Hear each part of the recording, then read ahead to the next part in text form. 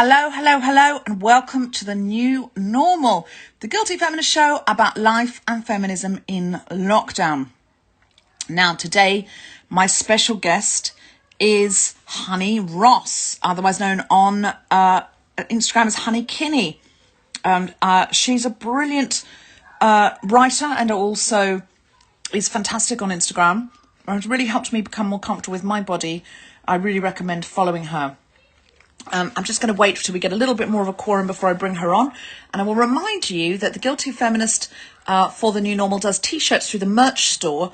Now, 100% of the profit goes to the artist who has said the quote. So it's something that they've randomly said that's funny or interesting through the New Normal. And that's because a lot of artists are currently not gigging. Writing jobs have become much less well paid. And obviously it's illegal to assemble an audience at the moment. That if that artist says, oh no, I'm actually fine for money at the moment, they can then nominate that fee goes to a different artist, because it's very small amounts of money. The merch store doesn't take a profit, and neither does the Guilty Feminist, and the T-shirts are made of sustainably and traceably, and they are only printed on demand, so there'll be no waste. If you don't ask for somebody's slogan to be printed on that T-shirt, it just won't happen. So you have to order it for it to be made. And we've got some great slogans. We've got I always think of the same ones. I feel like I need to be looking up some more of them so I can be plugging other people. Susie Wacomas says bleak sterical, and they all say the name of the person that said them, the new normal and stay at home. Ellen Jones says big gay mess. It just stuff like that somebody said. There are some very, very funny ones. Pippa Evans says Tom Salinsky's nanny, and so on and so on. So check them out. Go to guiltyfeminist.com and you go to merch and you'll see stay at home t-shirts or new normal t-shirts, and click on that and you'll see the whole range. But please know that the money goes entirely to the artist to help them, because frankly, there isn't a lot of work right now for comedians, and activists are also kept inside, not able to do the normal things they can do. So let me see if Honey is there. Is she here? Yes, she is. 5, 4, 3. In 5, 4, 3. Hi. There she is. How are Hello, you? Honey. How are you? Yeah, weird. Existing. Weird. Yeah. It's so strange. It's a very odd time, isn't it? It's a Yeah. to have had the events in America concur with lockdown. I know. It feels like the end of the world, like completely the end of the world, doesn't it? Yeah, I mean, it's so hard not to feel so helpless. I mean, just what you were saying then of people who are activists who are used to being able to go out and be active and participate and try and help. It's very, I don't know, it's very distressing. My anxiety has been through the roof, honestly. I bet. So have you been like glued to the news? Have you been trying to block some of the news? How have you been feeling? I think, so how have I been feeling? I think everything that's going on in America, I had been quite strict with myself. Oh, I think I've got very loud cats. I'm very sorry. Before Someone says, is that toast mewing? It's not. It's Honey's cats. I'm cat sitting for someone, and they're both in heat, and it's a lot. Oh my god! I know, both girl cats in heat, so it's intense. Before, I'd been limiting myself to one news source a day that I would only check. Specifically, I'd try and do it latest in the day. Is that your internet or mine? Ooh, potentially mine.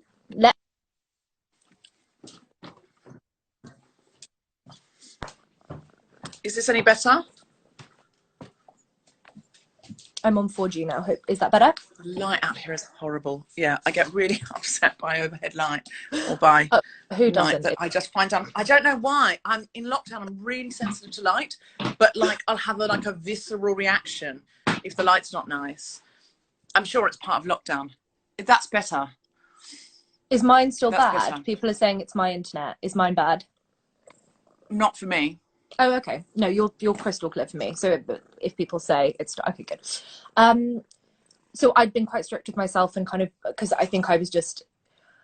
It's weird because when everything's stripped back, you're in lockdown. You don't have any of your typical coping mechanisms, and I've got anxiety, depression, and PTSD. It's a whole, it's a triple threat. So I have to be super careful. I have, and I think now more than ever, I have to be super diligent and look after my brain, which is Yeah, quite nice though. When do you ever yeah. get given the opportunity in life to really just look after yourself, or at least try to? Yeah, I know what you mean. And at the same time, so I got this new app that it's not new, but it's new to me. Mm. Nikesh Shukla recommended it on the New Normal. It's called Freedom, Ooh, what's and that? it you can choose to block certain websites for a certain period of time. Wow. So there's one just called Scroll. That means anything you can scroll gets blocked. So I immediately put the scroll blocker on for 12 hours when I got it, So nice. and I felt like I was on holidays. I was like, It's amazing. oh, I don't have to scroll. Like if I pick up my phone and do that Pavlovian, it's not scrolling for me. Well, because you And I get go, stuck in the oh, skull, it's impossible not to get locked in. I think it's, the app is literally designed to lock you in, and it's like, it really is. But then everything happened in America, and I just felt like these horrendous displays of white supremacy. And it was, I felt like I need to be, because I have something of a platform, totally. I just thought it isn't okay for me to be like going, oh, well, I don't want to look at it right now. So, hold on. Tom's doing a tech call for an amnesty show we're doing later. So that's me being tutty. No, I stayed up very late working on a script last night, and so I'm a bit, oh, I I'm love a that. bit tutty. I'm a bit like, oh, what's that? Just because I haven't any sleep, I'm sleep deprived. But yeah, it's hard not to feel as a white woman because we are the Yes. least criminalized group in the world, and there's a lot Yeah. of vulnerability projected upon us, and at times we've collectively as a group we've weaponized that. Clearly Oh, we've we've recently, weaponized our tears. I think we've gotten away with murder, well, literally, literally for the longest literally time. And I think literally, and it's it was, so it was, horrific to sort of see it what's going on in. right now is, I think, I was talking to Nadia, who I co-host my podcast with this morning, and just talking about how actually it's such a similar energy to the Ferguson riots, but because of the pandemic, I do feel like there is the potential for there to be real change, because there has never been such a big captive audience of white people now willing to, or being forced to confront their racism. And I think it's ongoing. I think we all have to confront our racism because it is systemic and it is something. I mean, it's a work in progress, and I think it's such a weird time. I'm writing an op-ed piece at the moment about when we asked men to step up during Me Too and say, look at it, just look at it. Yeah. Because you either looked away because it was uncomfortable, because you did see the same things we saw, and you saw the looks and you saw the joke, you heard the jokes, and you just go, ha, ha. Yeah. So either you knew or you didn't know, and that's how protected you were. You Completely. really were in a privileged position to just look away because it wasn't happening to you. So either you didn't engage and didn't look and didn't think to ask, or you overlooked it because it was inconvenient and you blocked it out. And we're asking you now to come together and stand up and say, we see it, we're sorry, we'll do better. And I just, as a white woman, the piece I'm writing is about this, and I'm saying, if we wanted that and we asked for it, and like many men, not all, hashtag not all men, but many men did step up, Yeah, and go, we see it, we're going to change this environment, and some environments are now a lot better and have changed. It's not perfect, and of course, as always, the poorest, most disenfranchised women are not benefiting from Me Too in the way that the most, wealthier middle class places are. But there is a sort of global understanding and a global conversation and a shift that has seriously started to happen for women. yes. But especially white women, because of course, always what, you know, women of color are more routinely marginalized, less believed. And I really feel like we cannot ask for what we asked for in the last couple of years with Me Too and say, see us, hear us, believe us. Completely. And now not take responsibility for what white women do. I'm specifically talking about white women, like it's what on happened us. in New York. That woman was not a gun-toting, Trump-loving, woman from Alabama. She was a Hillary voting, take my posh dog for a walk in the park woman. And when it came to it, she weaponized her whiteness. She weaponized her fear. Her innocence, and that just kind of, You're it's. attacking me, and Well, I think Charlie Craig's, the activist, said such a brilliant thing. She said, it's like, it's not, it's like you said, it's not gun-toting Trump supporters. Charlie Craig said, it's women in H&M hats. It's like, well, that's the problem. That's the problem, I mean, the and problem is everybody, but the problem is everybody, but what I want to say in this article, which I'm sort of blowing because I'm saying it here, but slightly, but it's a video. Yeah, I said that on Twitter, Run Bait Girl. I said on Twitter that the fact that they had the same surname, Amy Cooper and Christian Cooper, they didn't know each other but had the same surname. The origins of the surname is the same reason why she feels she can speak to him like that. Yeah. Because that's not an African name. Horrifying. But yeah, but I mean, I certainly hope I know I've never deliberately done that. I hope I've never inadvertently done it. But but I don't believe I don't believe there's any white woman in the world who hasn't lent into tears or vulnerability to get an advantage or to get out of something, because it works. It works, and I think we have been aware as a group for a very long time that it works, and I think now is the time to have to kind of admit it. We need to put our hands up and do better, honestly, and it's all we can do. And white women who claim they don't have it, as far as I'm concerned, they've got a loaded gun on their person. If you don't know you've got it, you don't know you're carrying a loaded gun, and in an emotional moment you might discover it and set it off. So we need to acknowledge we have it. We need to convince other white women, you do have this, you have done this. You may not admit it to yourself, but think back. Have you ever been pulled over by a cop and in that moment when you were speeding, made yourself, think it through, remember, made yourself a little bit coy? Yeah. Or started crying? And what happens to a black woman if she starts crying? Oh, what's projected onto her is it vulnerability? No, it's instability. It's what might she do? I will let you know. I'll post it on here. But it's what might she do? If a black woman or certainly a black woman, but if a South Asian woman or Middle Eastern woman, because of the history of the world and she might be unstable. If she's crying now, maybe she'll be violent in a minute. If a black man started crying at the airport, he's definitely unstable. They'd take him away. Whereas you or I start crying, we didn't know we had that in our bag. We didn't understand. We didn't know the rules. It'll be like, all right, darling. It's the kind of presumed innocence of whiteness, I think. Yeah. And how whiteness gives you an invisibility. Tears or vulnerability. Yes. And I think it means that so many white people, myself included, are able to get away with so much, and it's not good enough. We can't keep doing this. And I think this is the problem. It should be, we should feel guilty and we should feel uncomfortable because, the systemic issues that are in America are because of our country. They're because of the UK. And we built the systems in place. Yeah. And some people say, oh, but it wasn't me, it was people generations ago. But you benefit from it. You benefit from it every day. You get out of bed and you benefit from it, and you keep taking and hoarding from that advantage place. And I think it feels like white people are finally having to have this conversation.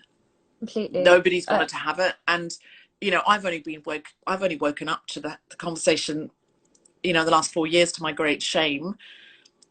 and have sort of had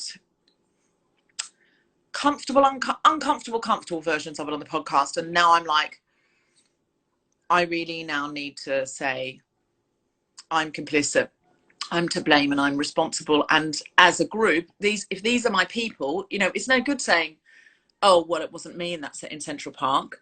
Because I can imagine that woman would identify as a feminist. And she could have come to the Guilty Feminist show. Like, I'm not saying she has. That's not a fact. But I'm saying, am I honestly saying that nobody who loves the Guilty Feminist has ever done that? No. In that moment, I mean, it was particularly bad that she was going, an African American man, but even if she hadn't said that, just the sort of, I'm going to call the cops, and knowing how that might make him run away. Continue.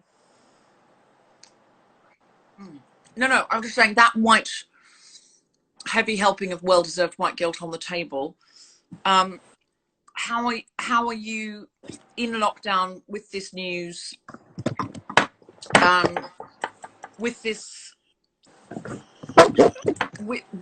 news, with this world as it is, how are you feeling in yourself during lockdown? You know, it's going to sound so bizarre, but I actually feel pretty good. I think, you know, I've had depression my whole life, so it's like I've been training for a pandemic. You know, I'm very, very comfortable. The amount of people with depression, anxiety who go, I've got this. This is what I've been worried would happen. Now it's happened. The worst has happened. I'm fine. Totally. It's completely. Yeah, I think, you know, I think there's something comforting in you spend your whole life catastrophizing because of your mental health, and then something bad actually happens, and you're like, oh, we're in it now, you know. And I think also, you know, there's something to having, you know, I spent like months basically bedbound, so I can be with myself in my own space, and I'm like, kind of like, I really like my company, which I know is a privilege. And also, you know, I've been in therapy since I was 14. If I didn't like my company, I think I should get a refund. But I think I'm also having maybe too many personal revelations that I could do without. I'm sure everyone is having that, especially because we're all listening to so many kind of eye-opening podcasts. But I'm existing. I'm surviving. It's okay. Great. I'm delighted to hear that. Is there anything you do to remain or to maintain emotional stability or mental stability that you've discovered in lockdown, or a strategy you had before if you've suffered from as you suffered from depression, anxiety before? I have so many things. Deborah, you've opened a floodgate. I've got so many things.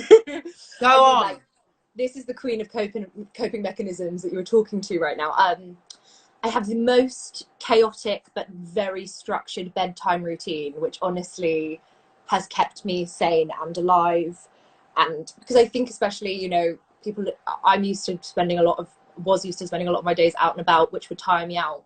I have issues with sleeping, obviously. What don't I have issues with? And so, you know, I was sitting in lockdown being like, how the fuck am I going to fall asleep without, like, you know, like, I don't know. So actually, I've put this very rigid nighttime routine in place where I listen to like a meditation. I listen to the sound of a gentle campfire and like do 500 different skincare things and write in a journal for an hour and put on a Himalayan salt lamp.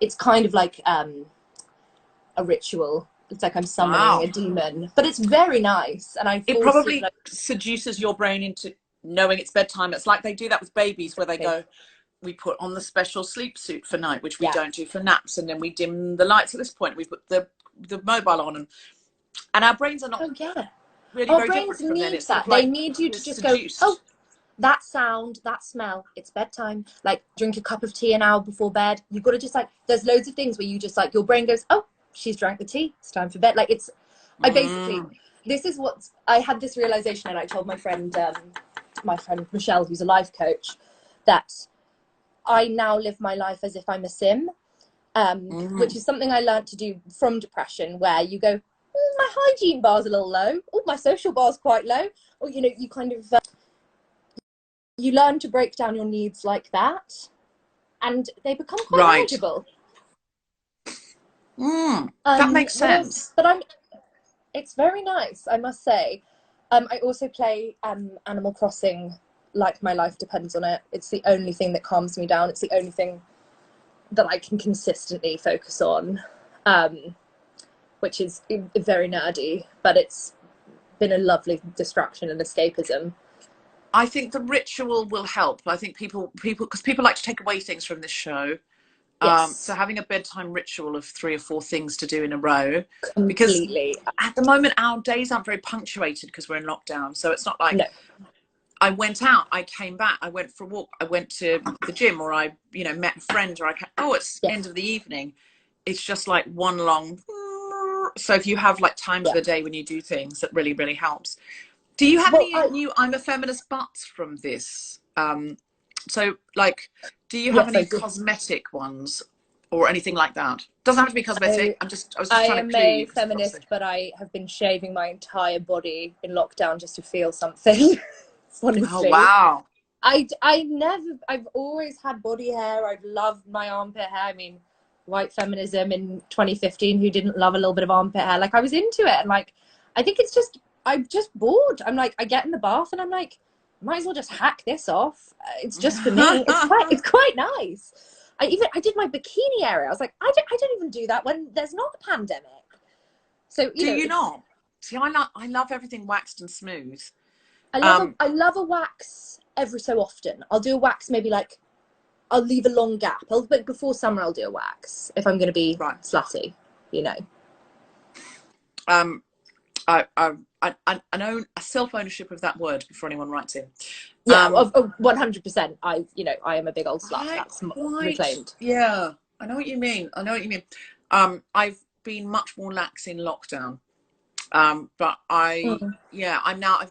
I've gone back to shaving because obviously I cannot wax Right. myself. God, I no. do not know how to do it, and I think I would end up in tears. Um, is there anything that surprised you about this? Surprised you about yourself or the world, or the human race? Oh, because I don't want to be defeatist. Because there have been things where I've gone like, humanity is good. I think you know what it is. I think what I've noticed about lockdown is how introspective everyone has become, myself included, and I think it's very hard not to because you've got so much time to sit with everything that's going on between your ears. And I think it's I I found that difficult. I think it's been helpful, and I think I've actually grown a lot and changed a lot in this time. But some days were like, I'd really like a day off from my exhausting brain. But I do know what you mean. Um, it's do you speaking of slutty, do you think yes, this is going to change us in our attitude towards intimacy and sex?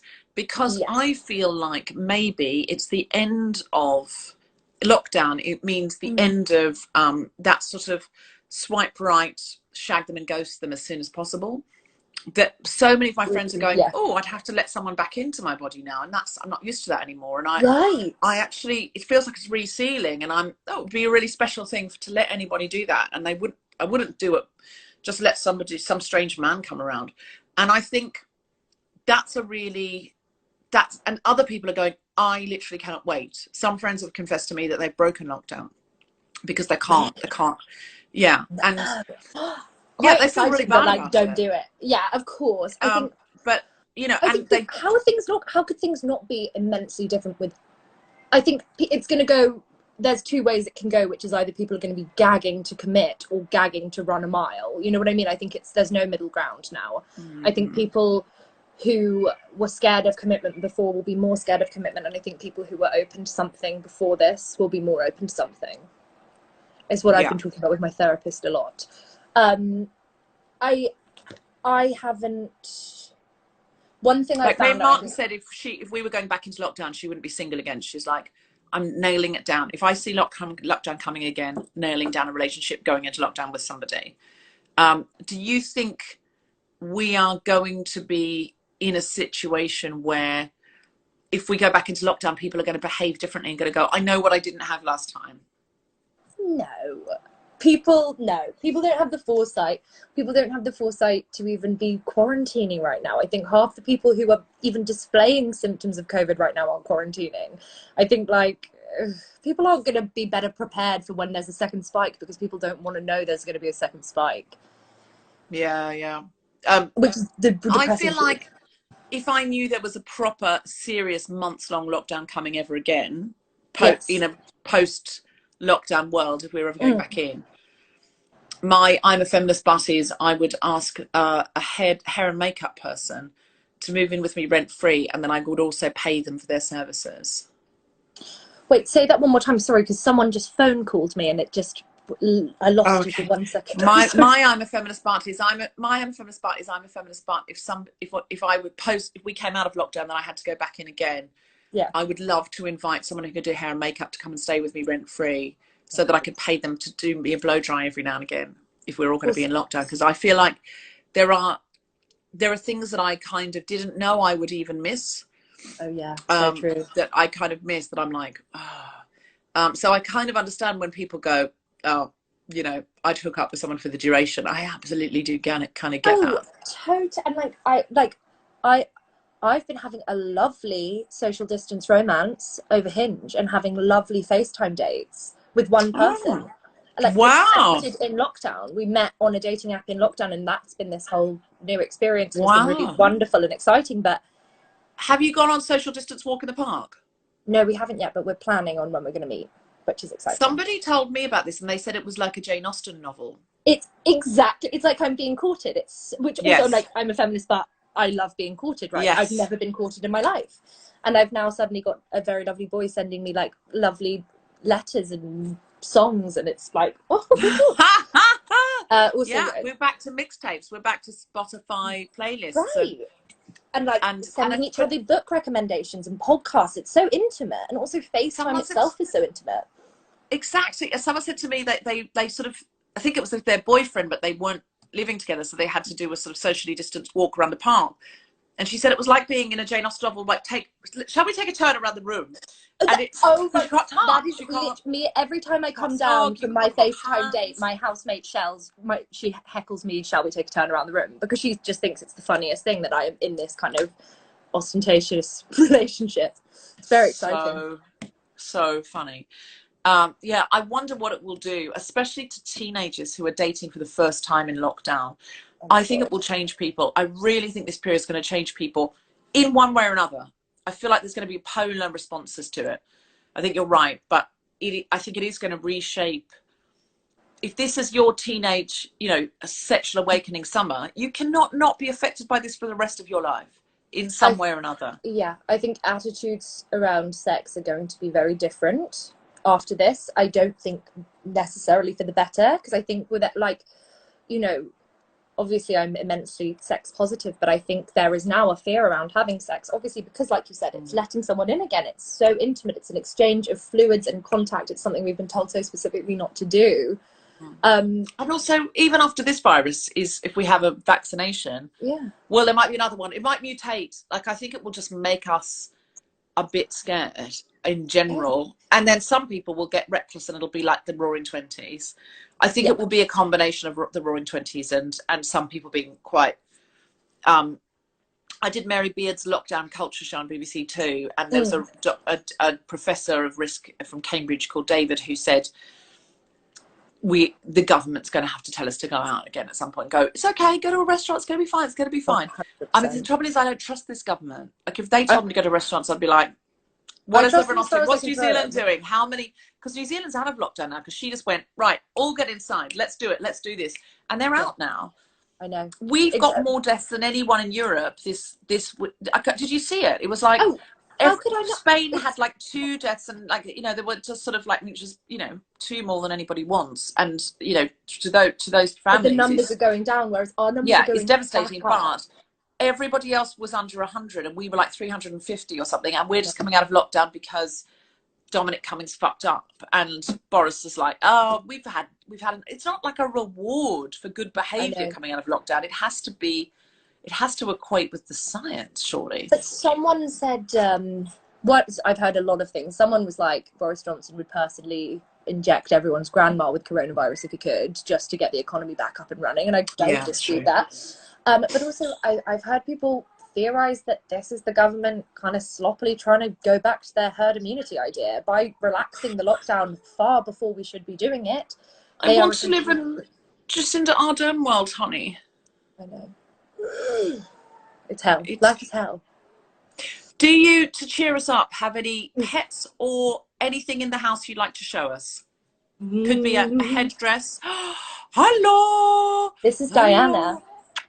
Oh, she is hello, Diana. Truly the silk. She feels like cashmere. And she's so fluffy and adorable. Can I ask a question? Your cat, who I see all the time on Instagram. Yes, she's right beside me, actually. Maura, named after a Love Island contestant I remember at the time. So Maura's there, and there were 2 loner cats as well. Yes. So how has Maura taken the intruders? Because I believe cats are all Leave voters. 100%. Dogs are Remain voters, cats are Leave voters. That's my belief. Do you remember when Brexit was topical?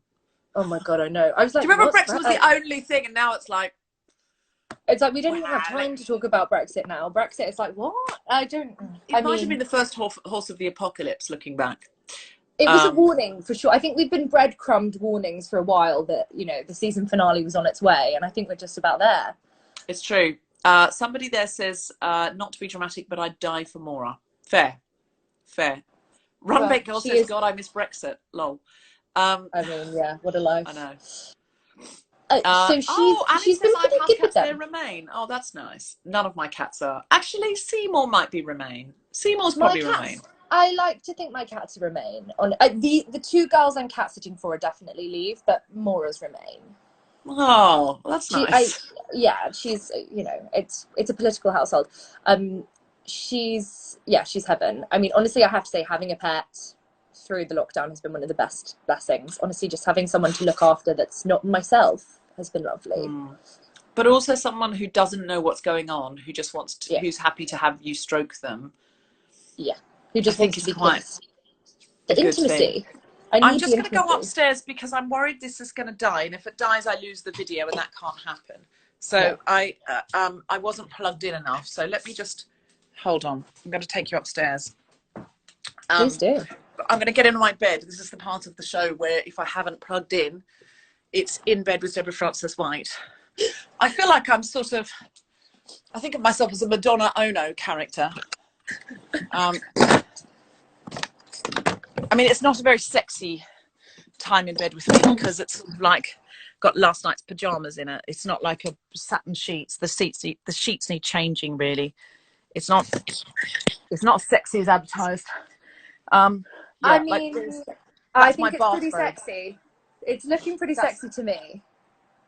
That's actually Steve's bathrobe that I stole because I used his bathroom because it's got better shower. So not even my bathrobe in my bed. So yes, I mean, sexy is a strong word. Let's not overuse it. Yeah. I mean, save its power. It's a very, very low bar. Someone says, great to hear you on Six Music today, dear Tubbs. Thank you. We recorded that last week, and I loved that interview with Sean. He was so much fun. Sean Keaveney on Radio 6 Music. He was so much fun, but I thought, God, it's a bit lol-tastic for this, because it was before the news of the protests and revolutions in America. And I felt really like, my God, if it comes out today, I'm going to be like, hi, lol, jokes. Yeah. And I'm like, oh, I hope it's okay. Anyway, thank you very much, and delighted that you heard it. Very kind. So, yeah, I also wanted to ask you, do you have any renewed hope for humanity because of this? Is there anything that you think, because this has happened and the way people have responded, maybe things will start to turn a corner? Do you mean in terms of what's going on kind of racially, or do you mean like in general with Corona? Lockdown. But you could take it as anything that's happening right now. Is it sort of, you said before, well, white people might be finally waking up and realizing that there's a deep injustice in the system. Is there anything about lockdown that makes you think, oh, maybe we... Yes, I think with lockdown, I mean, I flip between, and I'm sure we all do, of, you have one day where, when we were all clapping, you were like, oh, the world is maybe nice. And then, the next minute you see people having a house party and you're like, why? So I think it's, I really flip between the two. I always want to hope that the world is going to be better, but I think we've all been burned so many times. So I'm gonna be reserved to protect my heart, but who knows? Okay. Are there any habits you might take forward? Is there anything you do in lockdown now that you think, oh, I'm going to stick with this? I mean, I think I'm going to take a lot of, I think there's something about, I've found, I just think the way I've learned to look after myself in lockdown is something I'm going to take away with me for the rest of my life. And I feel, I mean, I'm 23, this is embarrassing that I'm saying this, but I think there's, I've learned to actually give, oh, sorry, am I frozen? I think I've learned to actually give myself the time to stop and check in. And I think I realized that if I'm feeling something negative, even if I'm locked in the scroll on Instagram and feel like I'm going to have a panic attack or something, I can check in and go, you're clearly looking for something, you're looking for an emotion, you're looking for someone to meet your needs, but it's going to have to be you. It's going to have to be you to meet those needs. And I found that really empowering, because I realized, I was like, oh, I can do anything, and I can do anything on my own, and I can probably do this forever. Not that I want to or have to, but if I could, I could. And that's really empowering. Maybe that's your t-shirt. Every day there's a t-shirt based on something that the guest says. And sometimes it's funny and sometimes it's profound, but maybe who's going to meet my needs? It's going to be me is quite a good t-shirt. That is for a lockdown t-shirt. Yeah. Who's going to meet my needs? I guess it's going to be me, or it's got to be me. So I'm the only one here other than these cats, and they want me to meet their needs as well. Are you in lockdown with a flatmate? Yes, I'm in lockdown with my best friend and housemate, who I've actually known since I was 3 years old, Lulu, who is, there's no one else I could have done this with, honestly. And we have quite a nice joke between us, which is what a time to be single, because our neighbours keep on having very aggressive rows, and it's, I feel quite smug about it, I'll be honest. It probably is a good time to be single, to be honest. I am very surprised that Tom and I haven't really rowed. Like That's so nice though. I think we just sort of worked out early on. It's a bit like, can you see me? I can see you now. Yeah, it's a bit like who's going to meet your needs. There's only me. I felt like, I think early on we both went, if I'm not nice to you, you're the only one here. So then I'm going to not have anyone, and then we're going to have this tense thing. So we just sort of decided, well, that could be another t-shirt actually, what a time to be single. That could go either way. But yeah, I think we both did that same thing that you've just done with yourself, and going, yeah, I've only got you, so I'm going to be a bit nicer to you than not. I'm going to be actively compassionate to you for a while, and then we got into a nice routine of it. But I'm aware, I am not smug about that at all, because it could, at any point, listen, that if we stay in for another 4 weeks, it could take a turn. So if anyone's thinking, oh, freaking hell, I can't be ready to be shot of him / her, then I completely understand that. But that, that is interestingly, that's one thing my therapist said though, is she was like, couples who are strong will get stronger, and couples who are struggling will struggle further. And it sounds like you've just gone from strength to strength. Well, what else does your therapist say? Because I don't have a therapist, so can I have some of your secondhand therapy? Listen, breathing secondhand smoke, what other people's therapists say. Wait. Oh my God, I live to give secondhand therapy. It's my You do. You're so good on you always answer people's questions on your Instagram. If you don't follow Honey Kinney, you really should, because you've made me feel a lot better about my body, and like to sort of see my body as beautiful. Because you proactively see your body as beautiful, and it is, but it's really easy for me to see your body as beautiful and then not mine. But it is very seductive after a while. Of course, you change the wallpaper, and guess what,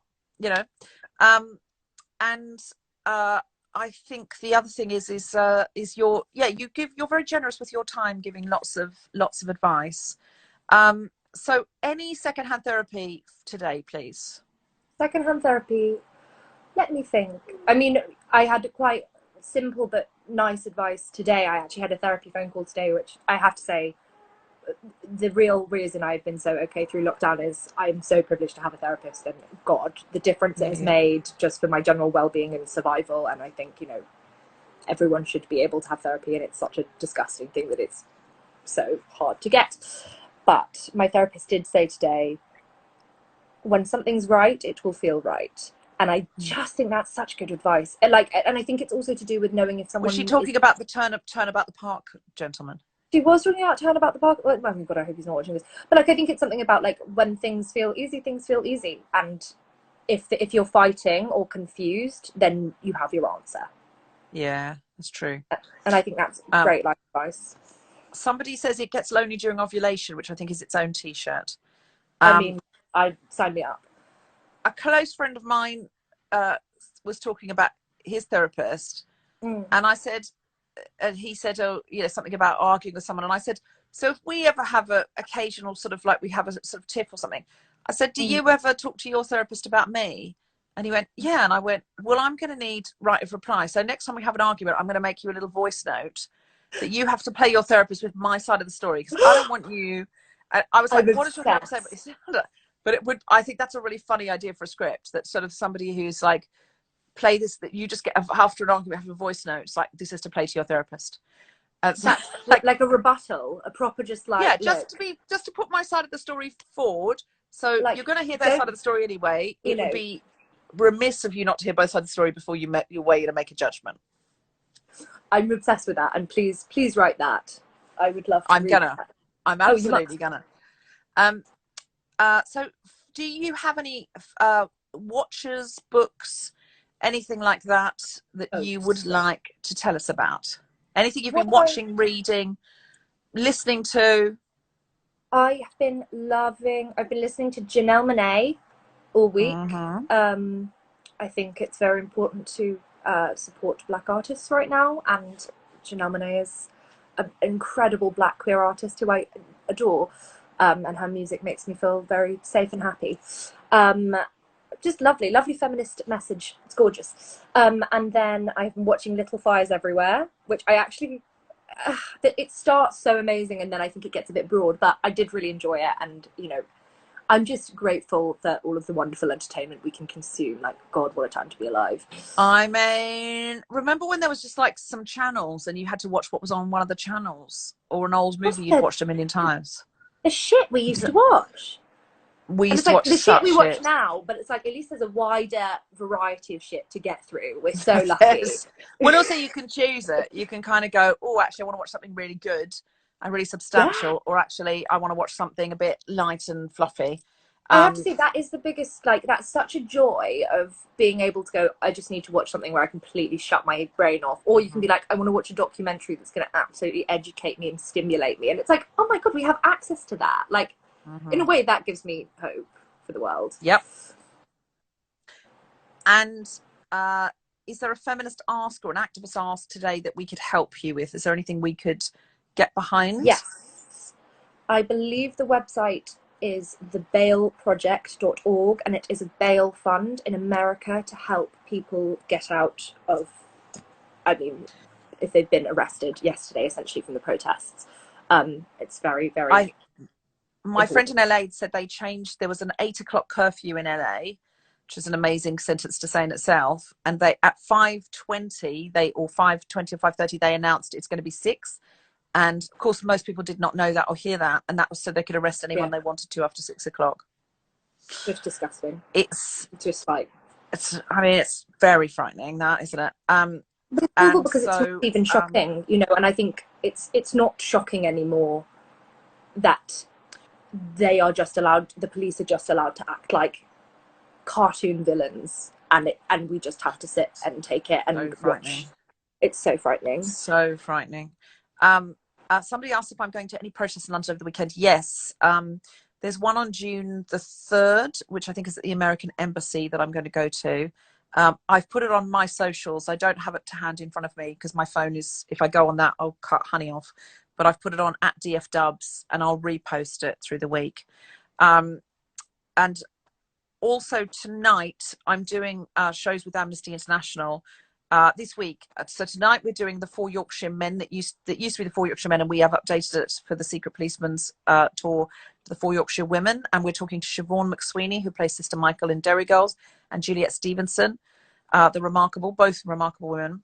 Wednesday night, so we're releasing, we're playing the sketch, we're playing our analysis of the sketch and discussion of the sketch, and then you can do a live Q&A with me, Siobhan and Juliet tonight. So tune in at I think 7:15 on Facebook Live and Amnesty UK's Facebook Live page.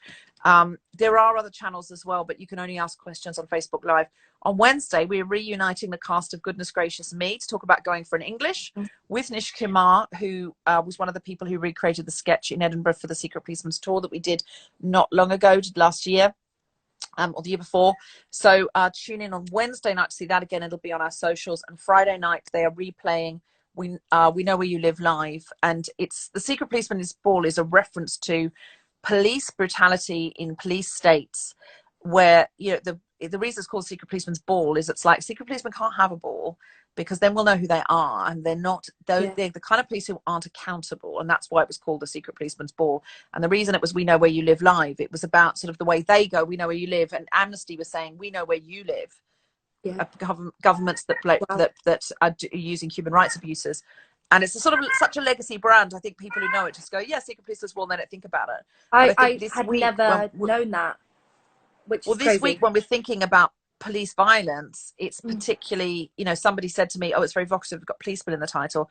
And so I sort of thought I really wanted to talk about that and why it was called that, and the sort of that we have had people on the stage in the last couple of years on Secret Policeman's tour events who themselves have lived in police states and been suffered from police brutality and state violence. So this is a week of events, and we thought, should we go ahead with it, almost because in the light of what's happening in America, then we thought no, because if Amnesty don't go ahead with their events that always shine a light on human rights issues, and in these cases, going for an English is a sketch that highlighted to English people what they looked like in an Indian restaurant, and what that group they did Goodness Gracious Me, and the Kumars completely built bridges in this country and made people of other races who are not Asian go, oh, hold on a minute,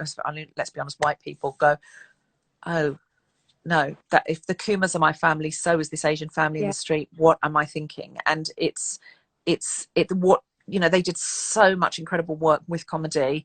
So we do want to go ahead with it because it's important. Well, I think comedy is such a powerful tool for elevating marginalized voices, and I think it allows people who've not previously felt comfortable to speak up. It gives them a platform to speak, and often a way that feels safe to do it because you're in control of the narrative. Indeed. So we will can you make stories of the bail fund, anything else you want to share with us? Is there anywhere we should be following you, or any work that you're doing that you'd like us to see? Yes, I would love for you to, if you're interested, listen to the podcast I host with Nadia Craddock called The Body Protest, which we talk about. It's an intersectional body image podcast talking about any kind of issues you've ever had with your body, food, sexuality. We've covered it. And actually we're starting season 2 hopefully soon. We've already recorded a couple, but it's Corona. And yeah, my Instagram is at honeykinney. And is there anything else you want to tell us about how you think the lockdown or the virus might affect our body image, might be affecting it right now, or might affect it on the other side? I mean, I've received at the start of the lockdown, me and Nadia were doing weekly live podcasts, and it was really intimate, and people just sending us questions being like, I'm really struggling with my weight. I think a lot of people, I think it's a complicated time for our bodies in many ways, because I think our routine has changed. We're not exercising as much unless we're actively trying to. We are probably eating more than usual because our meal times are different. We are at home all day. I think there is your body is most likely naturally changing for a lot of reasons. And I think there's, that's most people's worst nightmare, having that happen out of their control. And that's what we've been seeing a lot of. I think it doesn't help that there's also a lot of memes being like, the worst thing that could come out of the lockdown as being fat, essentially. And it's like, you know, there's much worse that could happen. I think the main thing that there is to say is right now is the most important time to practice self-compassion. I think if you catch yourself thinking thoughts that are around your relationship with your body and your food that are negative or toxic or feed into a trigger that you've had in the past with your relationship with your body, you're not a passenger to your thoughts, and you are able to kind of go, hang on, we don't do this anymore. I think that's what I've been trying to be mindful of throughout. But also everyone should follow Nadia.Craddock. She is actually watching right now, and she's amazing. She's much wiser than me. Body image researcher, genius, icon, angel.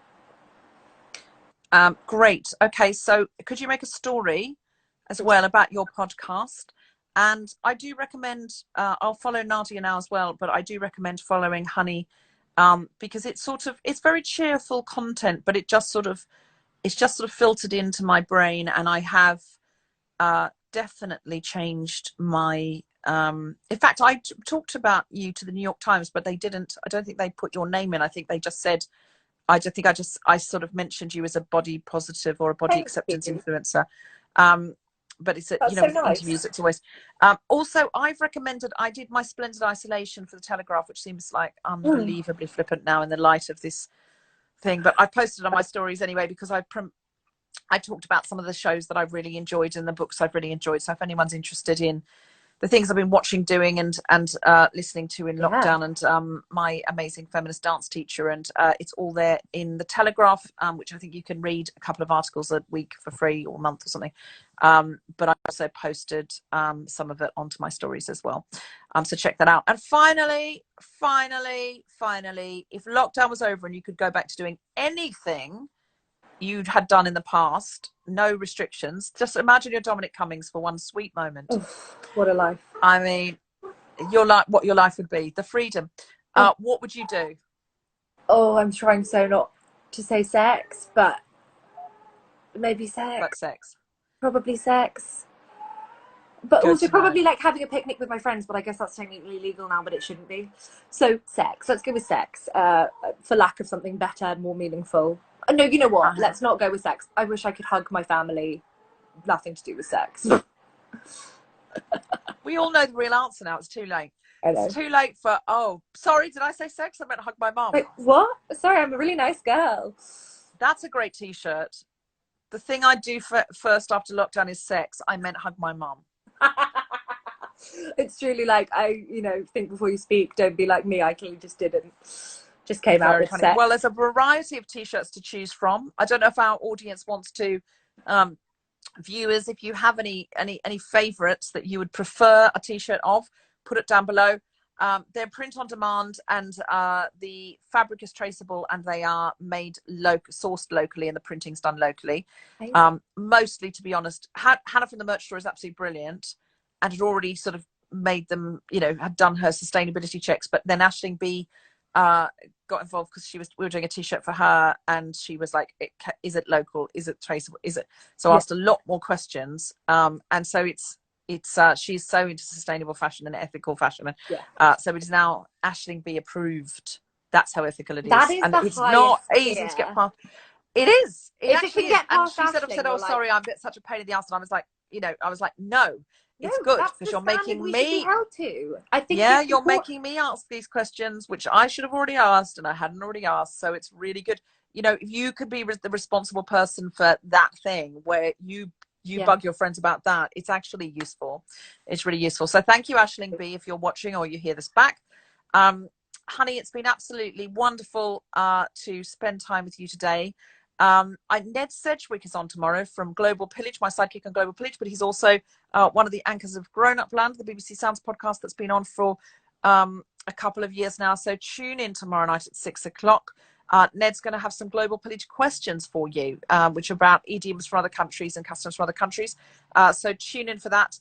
There's other people this week that I can't remember, but they're brilliant. So tune in every night this week, Monday to Friday, 6 p.m. And please join us tonight, I think it's 7:15 or something like that, on the Amnesty UK Facebook page, and join Juliet and Siobhan and me, and please send in some questions, ask some questions. Otherwise, legend, exactly.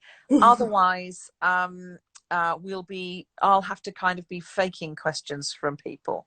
We don't want that. Not when you could ask Juliet Stevenson and Siobhan McSweeney things. That would be madness. You've got an opportunity to ask Sister Michael things tonight. Who wouldn't do that? I mean, that's the dream come true, truly. The literal dream comes true. Thank you for having me. Thank you for anything else you want to tell us quickly before you go? We're about to hit the hour and then they cut us off. Tell us anything you want to tell us. Donate if you can to all memorial funds for George Floyd, the official one. And if you can't donate, amplify. Elevate. Someone else might donate their gym membership, which is suspended, or the 50 quid they were going to spend in the pub and at Pizza Express this week. So if you can't donate, doesn't matter. Share. Elevate. Send it to a friend who has got money. Exactly. Thank you, everybody. See you tomorrow at 6 o'clock. Thanks, honey. Thank you. Love Bye. you.